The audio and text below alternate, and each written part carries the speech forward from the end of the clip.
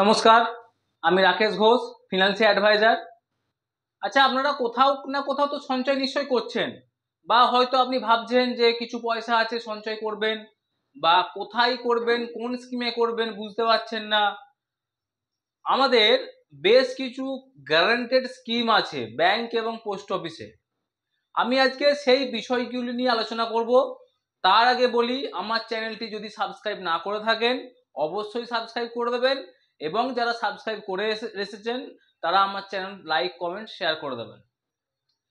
কি কি বিষয় নিয়ে আসবো আজকে? PPF, Sukanya Samriddhi, RD, FD, senior citizen এবং প্রধানমন্ত্রী বয়োবন্ধনা স্কিম, এই 6টি স্কিমের কি সুবিধা কি অসুবিধা এবং এই 6টি স্কিমের মধ্যে কোন স্কিমটি সব থেকে ভালো, সেই বিষয়গুলো নিয়ে আজকে আলোচনা করব। চলুন দেখে নিই পরপর আমরা স্টেপ বাই স্টেপ যে কোন স্কিমটি আপনার জন্য ভালো। প্রথমে আমরা আলোচনা করব পিপিএফ। পিপিএফ মানে হচ্ছে পাবলিক প্রভিডেন্ট ফান্ড। দেখুন, পিপিএফ অনেক পুরানো স্কিম। যখন ব্যাংকিং সিস্টেমটা আমাদের ভারতবর্ষে শুরু হয় তারও আগে থেকে scheme PPF, public provident fund. এটি ভারত সরকারের স্কিম। ভারত সরকার শুরু করেছিল। পিপিএফ স্কিমের মূল উদ্দেশ্য ছিল যে রিটায়ারমেন্টের পর একটা বড় অঙ্কের মূলধন এবং একটি নিশ্চিন্ত গ্যারান্টেড, যেখানে সরকার থাকবে গ্যারান্টার, সেই রকম ধরনের স্কিম। পিপিএফ স্কিমটি খুব গুরুত্বপূর্ণ এবং আমরা প্রত্যেকেই জানি, মানে আমাদের পূর্বপুরুষেরাও কিন্তু, আমাদের মোটামুটি দাউদের আমল থেকে যদি দেখি তারাও কিন্তু পিপিএফ করে এসছে, বাবারাও করে এসছে, আমরাও কিন্তু করছি। মানে খুব চেনা জানা, খুব নলেজেবল স্কিম এবং খুব জানা, আমাদের কাছে খুব জানা স্কিম। পিপিএফ স্কিমটির বর্তমানে সুদ হচ্ছে 7.1% বার্ষিক। এছাড়া পিপিএফ স্কিম, প্রভিডেন্ট ফান্ডের স্কিম 15 বছরের জন্য আপনি করতে পারবেন। 15 বছর আজ থেকে বিনিয়োগ করলেন 2025 সাল, আপনার 2040 সালে গিয়ে ম্যাচিওর হবে। এবং ম্যাচিউরিটির সময়সীমা কিন্তু আপনি অক্টোবর মাসে করছেন মানে অক্টোবর মাসে আপনার 1 বছর পূর্ণ হচ্ছে তা নয়। আপনি যখনই করবেন 31 মার্চ আপনার 1 বছর কমপ্লিট হবে। মানে আপনি যদি 30 মার্চ যদি কমপ্লিট করেন তাহলে আপনার 31 মার্চ কিন্তু আপনার 1 বছর কমপ্লিট হয়ে যাবে। আবার পরের বছর ফিনান্সিয়াল ইয়ার 31 মার্চে কিন্তু 2 বছর কমপ্লিট হবে। তাই অক্টোবরে করছেন মানে আপনার 2040 সালে অক্টোবর মাসেই যে আপনার হয়ে যাবে 15 বছর, তা কিন্তু নয়। 31 মার্চের পর কিন্তু আপনার 1 বছর পূর্ণ হবে। পিপিএফ স্কিম আর কি সুবিধা আছে? পিপিএফ স্কিমের সুবিধা হচ্ছে 80C সেকশনে 1.5 লক্ষ টাকা পর্যন্ত ট্যাক্সের ছাড় আমরা পাবো। যারা পুরানো ট্যাক্স ফাইল করছেন, আগে থেকে করে আসছেন, তারা আপনারা 80C সম্বন্ধে জানেন। আর যারা নতুন ফাইল নিয়ে আছেন, নতুন ফাইলে 80C জানার দরকার নেই, নতুন ফাইলে ছাড়ের কিছু ব্যবস্থা নেই। এবার পিপিএফ স্কিমের অসুবিধাটা কি? সুবিধাটা তো জানলাম, পিপিএফ স্কিমের মূল অসুবিধাটা কি? দেখুন, প্রভিডেন্ট ফান্ডের স্কিমে মূল অসুবিধা হচ্ছে টাকা কিন্তু সহজে তোলা যায় না। মানে আজকে আপনি ইনভেস্ট করলেন 50,000 বা 1 লাখ বা 1.5 লাখ টাকা, 3 বছর 4 বছর বাদ আপনার মনে হলো আপনি অল্প কিছু টাকা তুলবেন, সেটা কিন্তু আপনি পারবেন না। আপনাকে কিন্তু সেই 15 বছর কিন্তু অপেক্ষা করতে হবে। আর কি অসুবিধা আছে? বছরে যদি আপনি 1.5 লক্ষ টাকার বেশি জমাতে চান তাহলে কিন্তু আপনি পারবেন না। এই স্কিমে বছরে 1.5 লক্ষ টাকাই জমাতে পারবেন এবং মিনিমাম টাকাটা 500 টাকা। আর আপনি বছরে যতবার ইচ্ছা কিন্তু টাকা কাটাতে পারবেন, অটোমেটিক সিস্টেমে আপনার অ্যাকাউন্ট থেকে টাকা কাটিয়ে নিতে পারবেন। এই হচ্ছে পিপিএফ স্কিমের সুবিধা এবং অসুবিধা। এবার এরপরে আমরা জানবো সুকন্যা সমৃদ্ধি যোজনা। সুকন্যা সমৃদ্ধি যোজনা কি? এসএসএ। সুকন্যা সমৃদ্ধি যোজনা হচ্ছে 2014 সালের গভর্নমেন্ট থেকে কন্যা সন্তানদের জন্য একটি খুব সুন্দর স্কিম নিয়ে আসে। কেন নিয়ে আসে? কন্যা সন্তান আমাদের সমাজে কিন্তু অনেকটা পিছিয়ে আছে। আমরা দেখছি মধ্যপ্রদেশ বা অন্যান্য বিভিন্ন রকম রাজ্যে বা আমাদের রাজ্য দেখতে পাচ্ছি 12 বছর 13 বছর 14 বছরে কিন্তু বিয়ে দিয়ে দেওয়া হচ্ছে। গার্জেনরাও কিন্তু খুব একটা যে মেয়েদেরকে পড়াশোনা করাতে হবে, ভালো ছেলে দেখে বিয়ে দেবো বা চাকরি বাকরি ভালো করবে মেয়েরা, এরকম কিন্তু চিন্তা ভাবনা কিন্তু ছিল না। বর্তমানে কি হচ্ছে, সরকার কি ভেবেছে, গরিব শ্রেণীর হাতে কিন্তু টাকা পয়সা থাকছে না, তারা মেয়েদেরকে কিন্তু পড়াশোনা করাতে পারছে না। এবার যদি না শিক্ষা পায়, কোনো মেয়ে যদি শিক্ষা না পায়, সে নিজের সম্বন্ধে ভালো মন্দ কি করে বুঝবে? তাকে তার বাবা মা যেটা ভাবছে, বাবা মা তো আর্থিক অবস্থার জন্য পারছে না, বিয়ে দিয়ে দিচ্ছে। সেজন্য এটা কি করেছে, যাতে কন্যারা পিছিয়ে না পড়ে, তারা যাতে সমাজে একদম মূল স্রোতে আসতে পারে, সেই জন্য ছোট্ট ছোট্ট করে যে যেমন পারবে বছরে মিনিমাম 250 টাকা থেকে শুরু করা যায়, 250 টাকা ইনভেস্টমেন্ট, এবং সর্বাধিক 1.5 লক্ষ টাকা পর্যন্ত প্রত্যেক বছর জমানো যায়। কত বছর জমাবেন? বাচ্চার 21 বছর বয়স পর্যন্ত আপনি জমা দেবেন। এবং সুকন্যা সমৃদ্ধির ইন্টারেস্ট কিন্তু বর্তমানে 8.2% ইয়ারলি। সুকন্যা সমৃদ্ধিও কিন্তু আপনার 31 মার্চ কিন্তু সরকার থেকে আপনাকে ইন্টারেস্ট কিন্তু পাসবুকে দিয়ে দেবে, এবং প্রত্যেক বছর চক্রবৃদ্ধি হারে কিন্তু আপনার সুদ কিন্তু বাড়তেই থাকবে। আপনি এবছর 1 লক্ষ টাকা জমা দিয়েছেন, সামনে বছর আপনার 1,08,200 টাকার ওপর সুদ হবে। মানে যতটা আপনি জমা দিচ্ছেন, সুদ আসল মিলিয়ে চক্রবৃদ্ধি হারে কিন্তু আপনার ইন্টারেস্ট কিন্তু বাড়তেই থাকবে। সুকন্যা সমৃদ্ধি যোজনাতে 21 বছরের কিন্তু লক থাকবে। যদি কোনো প্রয়োজন পড়ে 18 বছর বয়স থেকে পড়াশোনা বা মেডিকেল এমার্জেন্সি, অথবা আপনার বিয়ের জন্য যথোপযুক্ত কাগজ দেখিয়ে কিন্তু আপনি কিন্তু কিছু টাকা কিন্তু চাইলে তুলতে পারবেন। এবার আসি সুকন্যা সমৃদ্ধি স্কিমের সুবিধা জানলাম, অসুবিধা কি আছে দেখুন। সুকন্যা সমৃদ্ধি অসুবিধা হচ্ছে, যদি আপনার বাড়িতে 10 বছরের নিচে কন্যা সন্তান থাকে তবেই আপনি করতে পারবেন।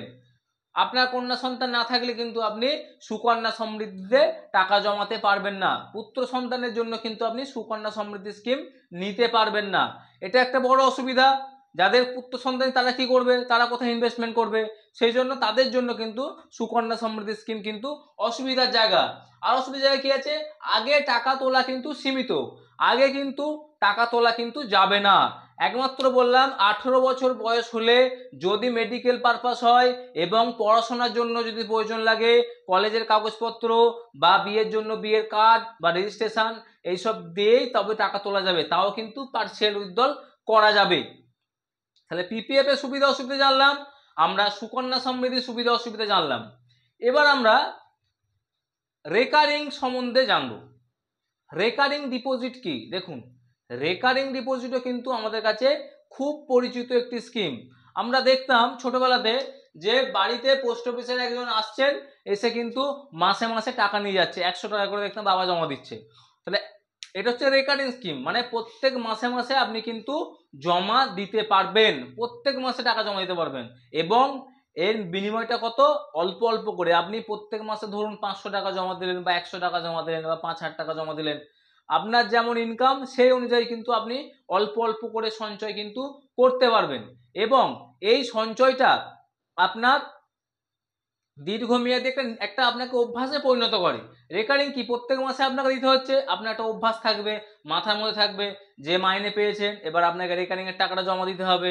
মাস শেষ হয়েছে, আপনাকে যেমন টিভি রিচার্জ করছেন, মোবাইল রিচার্জ করছেন, আপনার কিন্তু মাথার মধ্যে অটোমেটিক্যালি একটা অভ্যাস দাঁড়িয়ে যাবে যে প্রত্যেক মাসে মাসে কিন্তু আপনাকে একটা টাকা জমা দিতে হবে, এবং যেটা ম্যাচুরিটির সময় আপনার কিন্তু বড় একটা কাজে লাগে। আর কি সুবিধা আছে, এখন বর্তমানে রেকারিং কিন্তু 1 বছর থেকে 10 বছর পর্যন্ত করা যায়। মানে আপনি রেকারিং স্কিম 1 বছরের নিতে পারেন, আবার 10 বছর পর্যন্ত নিতে পারেন। আর কি আছে, সহজেই টাকা তোলা যায়।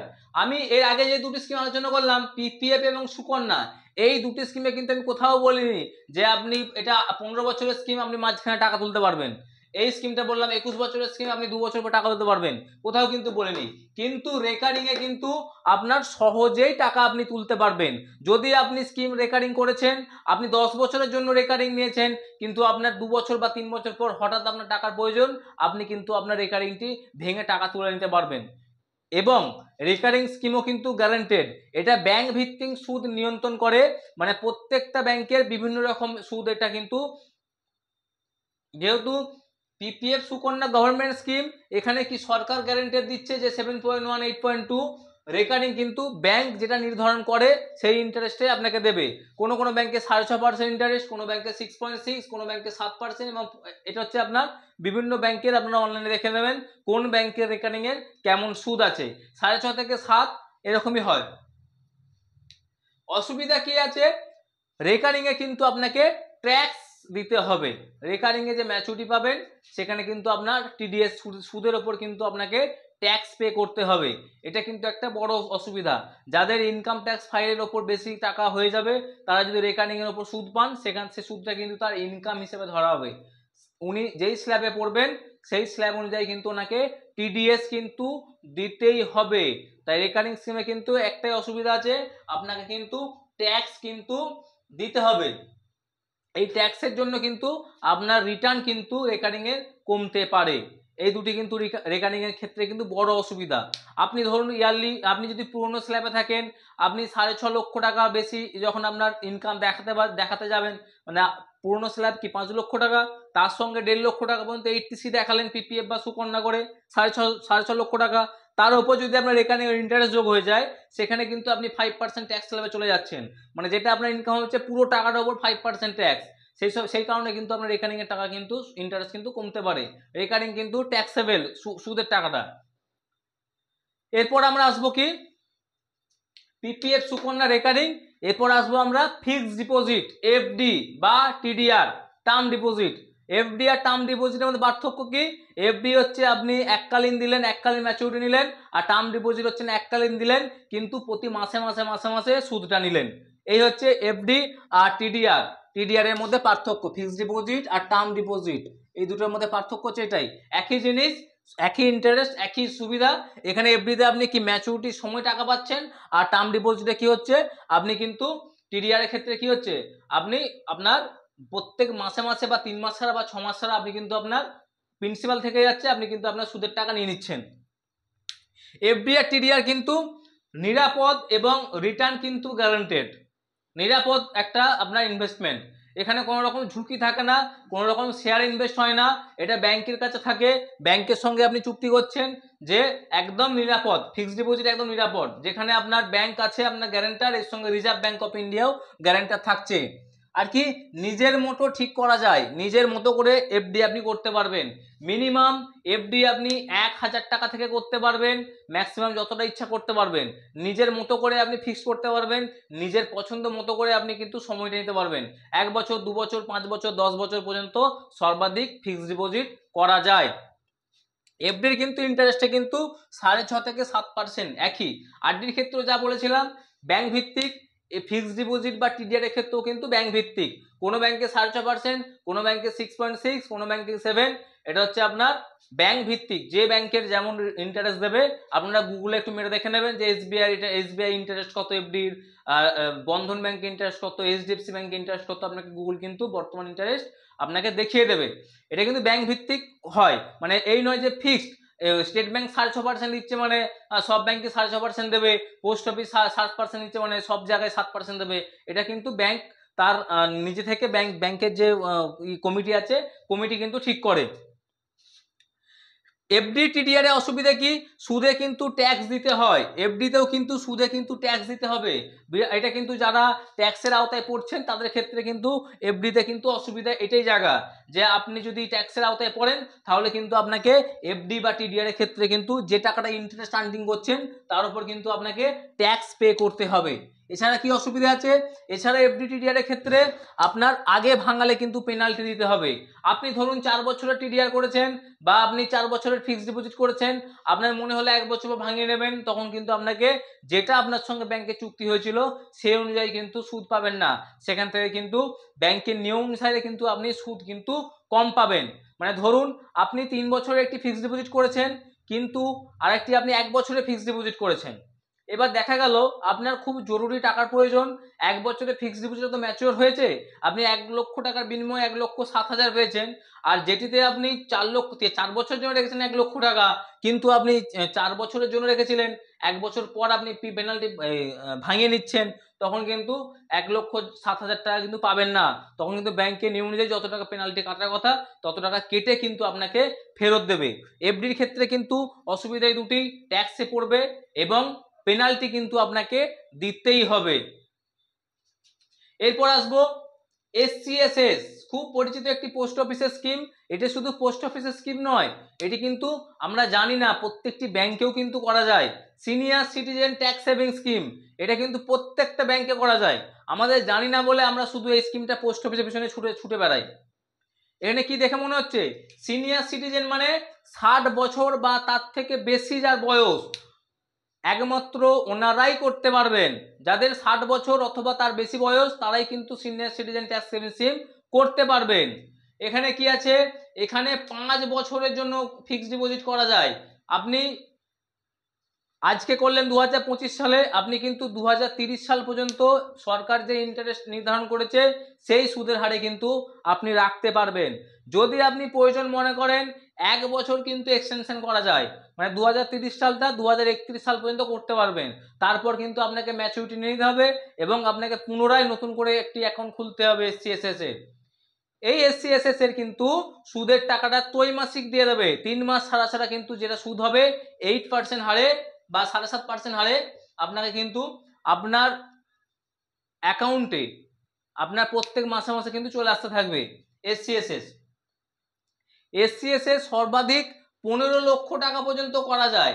আপনি SCSS করলেন, একবারে 15 লক্ষ টাকা পর্যন্ত আপনি কিন্তু করতে পারবেন। আর 1.5 লক্ষ টাকা পর্যন্ত আপনার SCSS এ আপনার ট্যাক্সের ছাড় পাবেন। 80C তে কিন্তু আপনি ট্যাক্সের ছাড় পাবেন।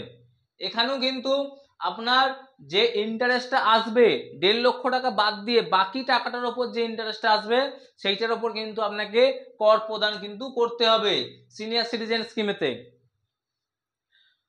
আরেকটি নতুন স্কিম যেটা আমরা অনেকেই জানি না, সেটা সম্বন্ধে আমরা জানবো। এটা হচ্ছে আপনার প্রধানমন্ত্রী বয়োবন্ধনা যোজনা, প্রধানমন্ত্রী PMVVY, প্রধানমন্ত্রী বয়োবন্ধনা যোজনা। এই প্রধানমন্ত্রী বয়োবন্ধনা যোজনা কি? যেমন সিনিয়র সিটিজেন স্কিম, যেমন সরকার সুকন্যা সমৃদ্ধি যোজনা স্কিম নিয়ে এসছে, সেরকমই বয়স্ক ব্যক্তিদের জন্য 60 বছরের বেশি বয়স্কদের জন্য একটি পেনশন স্কিম নিয়ে এসছে, যেখানে আপনি টাকা ইনভেস্টমেন্ট করলেন এবং ইন্টারেস্ট রেটটা অনেকটাই বেশি, সরকার গ্যারান্টেড থাকছে, টাকাটা সরকারি খাতে খাটবে সেই জন্য সরকার গ্যারান্টি থাকছে, এবং এখানে আপনার প্রত্যেক মাসে মাসে আপনাকে সুদ দেবে। সর্বাধিক 10 বছরের জন্য কিন্তু আপনি ইনভেস্টমেন্ট করতে পারবেন। 10 বছর হয়ে গেলে তারপর আপনাকে আবার ম্যাচুরিটি নিয়ে আবার নতুন করে ইনভেস্টমেন্ট করতে হবে। সুদের ওপর কিন্তু কর দিতে হবে। অসুবিধার জায়গা কিন্তু সুদের ওপর, যেটা সুদ পাবেন পুরো টাকাটা সুদের ওপর কিন্তু ট্যাক্স আপনাকে পে করতে হবে। 15 লক্ষ টাকা পর্যন্ত আপনার কিন্তু ইনভেস্ট করতে পারবেন, 15 লক্ষ টাকার বেশি কিন্তু ইনভেস্ট করতে পারবেন না। আর মাসে মাসে কিন্তু পেনশনটা আপনাকে নিয়ে নিতে হবে। এবার দেখুন, ট্যাক্স শুনে ঘাবড়ে যাবেন না, ট্যাক্স কিন্তু সবার জন্য না।